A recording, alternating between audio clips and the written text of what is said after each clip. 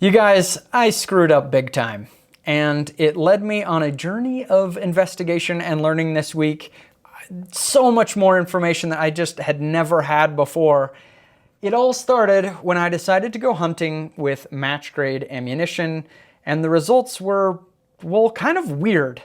So I've got to set the stage a little bit just so that we're speaking the same language when we get there. But I am going to show you the footage of my screw up, and you can be the judge and jury to decide what's best for you. So this is generally the kind of stuff that we'll take hunting. Hunting bullets from really any company, whatever you choose. The one that I have used more than any other in the hunting woods is the Hornady ELDX bullet that you might find in this precision hunter load. I've probably killed 40 animals between me and my kids with these things, and we've never once lost a big game animal. And so I just have a lot of confidence in it personally. I know everybody kind of has their favorite thing, but that's the one that I have the most confidence in when I go hunting.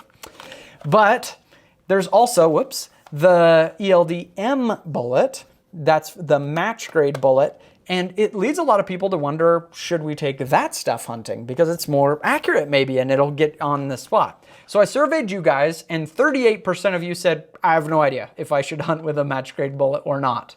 When I decided to take these hunting, the first stop I did was actually on YouTube. I went to my buddy Gavin's channel, Ultimate Reloader, and he has an awesome video. Is exactly what I was looking for. He just shot an ELDX and ELDM at ballistics gel, and so that we could see what the terminal performance was of that match grade ammunition.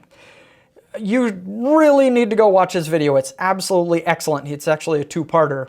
But the long and short of it is they were very, very similar in terminal performance. The ELDX penetrated a tiny bit more. The ELD Match opened up a tiny bit more, but they were very, very similar. And when you look at the two bullets, you can tell that that's true. I mean, one of these is an ELDX and the other one is an ELDM. Can you even tell which is which? I believe this is the ELDX over here. So what is the actual difference between those two bullets? Well, the ELDX has two features at least that the ELD Match does not. One is it has a little ridge around here that they call the interlock ring. And what that does is it keeps the jacket is just this copper plate all around the outside. Inside we obviously have lead, but there's this copper jacket on the outside. It keeps that copper jacket, just provides some friction to keep it from separating from the lead when you go into an animal. The second feature that the ELDX has is it has a more aggressively tapered jacket. So it can be lighter at the front to open and thicker at the back to really keep that jacket connected to the lead a little bit better. Here's the interesting thing though. Both of these bullets are actually tested by Hornady to the exact same accuracy standard. And so you'd say, wait a minute. If the ELDX has more features and they're both tested to the same accuracy standard, why even bother with the ELD Match? And to some extent that might be true. But if you're manufacturing millions of these, every time you add a feature, there's the potential for it to be a little bit not concentric or not the same as all of them. And so there could be tiny variations between the ammunition. And so that's why the ELD Match is kind of there. It just removes the features that aren't necessary if you're only using this for target. We laid our foundation. Let's jump into the video of the screw-ups and this hunt from last week. But first, this video is sponsored by Mantis X. Now you might know Mantis X from their pistol training implements, but this is for the AR-15. It makes a perfectly safe way for you to train without using ammunition. So in the box, you get two pieces. You get your bolt carrier group and your magazine. It takes about 20 seconds to put it in there. And what it does is now we have no firing pin. It's physically not possible to shoot anything. And when we've pulled the trigger, you see it puts a green laser out and gets my trigger ready for the next shot. And so I can see exactly where I would have shot. I can train speed. They also have a really cool app that can recognize where your shots are, and you can play fun different games and things like that with it. This is an awesome way to train. Check it out at Mantis X. This is the Blackbeard, and I may never leave my office again. So here's what happened, and I learned some very interesting things through this experience. It all started because I got some landowner tags in northern Utah. It was easy to decide what rifle to take because a couple days before leaving, me and the boys went out and shot this thing. This is the Fierce Mountain Reaper, and I don't say this lightly because I've reviewed dozens of guns. I would have to say that this gun is most similar to my ideal of what a hunting rifle should be. It is absolutely jaw-droppingly awesome. I love how light it is, carbon fiber everything, adjustable cheek piece, great recoil pad, a modern grip on there, Arca Swiss here so you can just pop it on a tripod if you've got a standing shot, Picatinny up here to attach your bipod, short barrel. It's just, oh, it's so sweet. I'm really fortunate that we got to have a rifle like this to take. It's just so cool.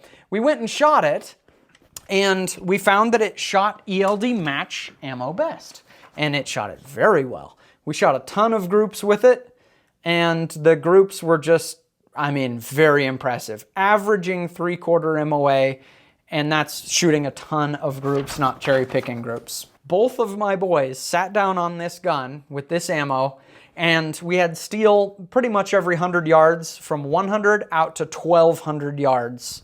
Ding, ding, ding, ding, ding, ding, ding, ding, ding. Did not miss a shot out to 1,200. So my older son, Ruger, is the first one to shoot. So we find a doe in an ag field. He sets up, my memory is like 360 yards.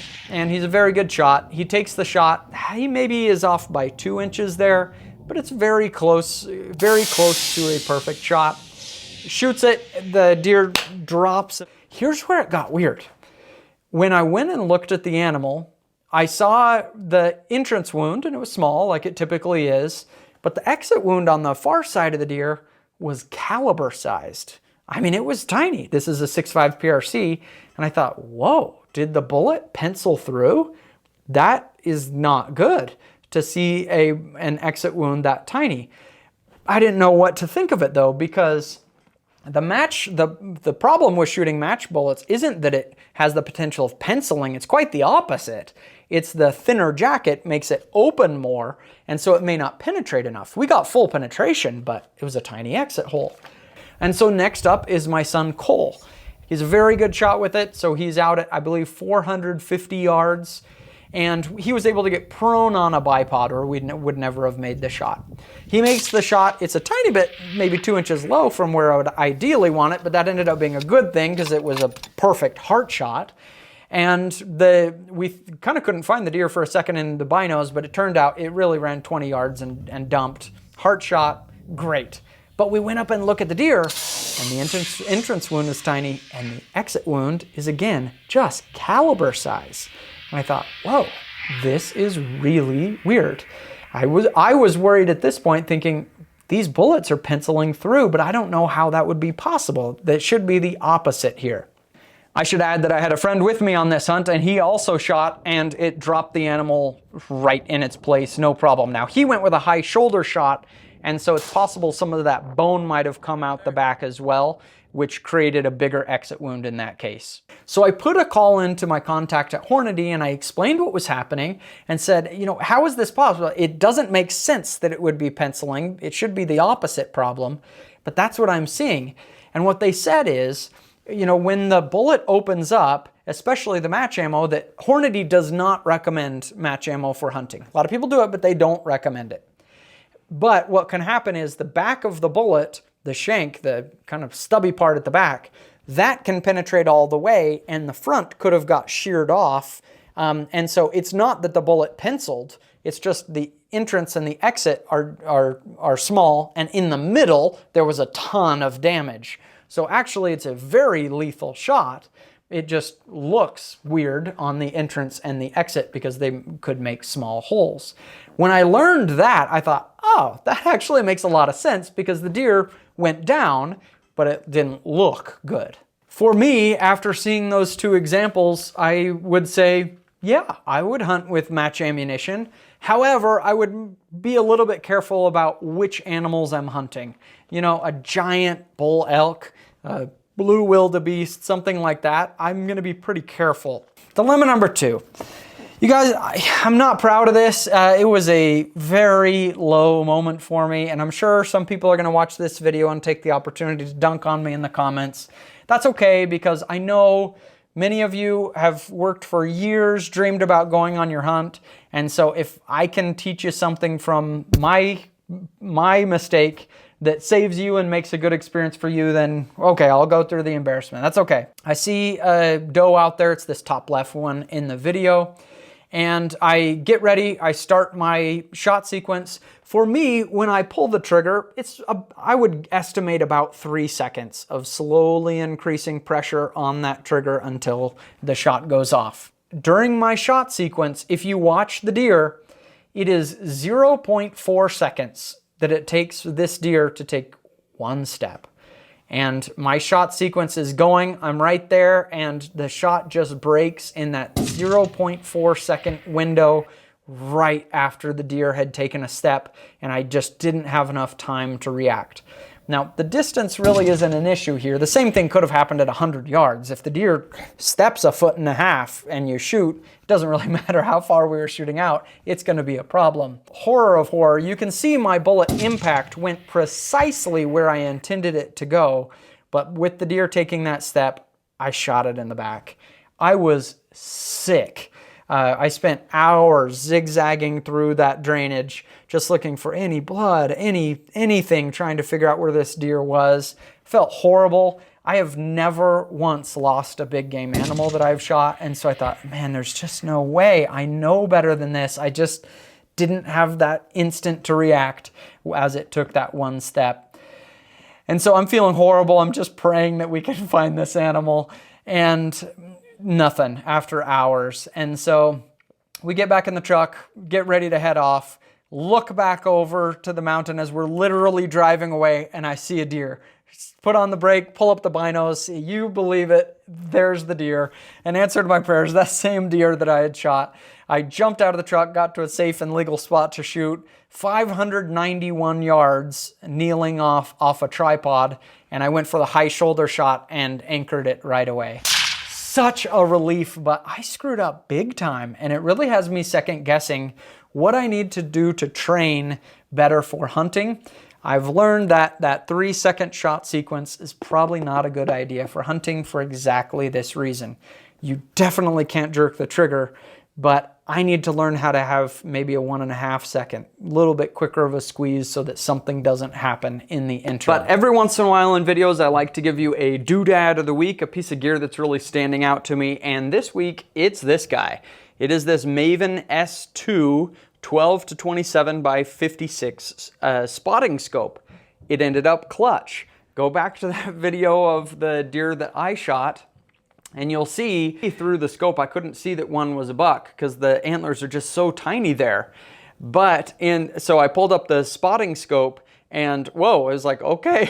This thing is 11 inches long and it weighs just right around 2 pounds. But man, the form factor of this thing is absolutely awesome for hunters out there. I found the glass to be really nice and clear. The only little bit of a negative is I felt like there was kind of a lot of a black ring around the edge, but the sharpness of the glass was excellent. Plenty bright. Anyway, this thing was clutch for me, Maven S2, and so that gets my dude out of the week. Thanks everybody for watching a Backfire video, and we'll see you in the next one.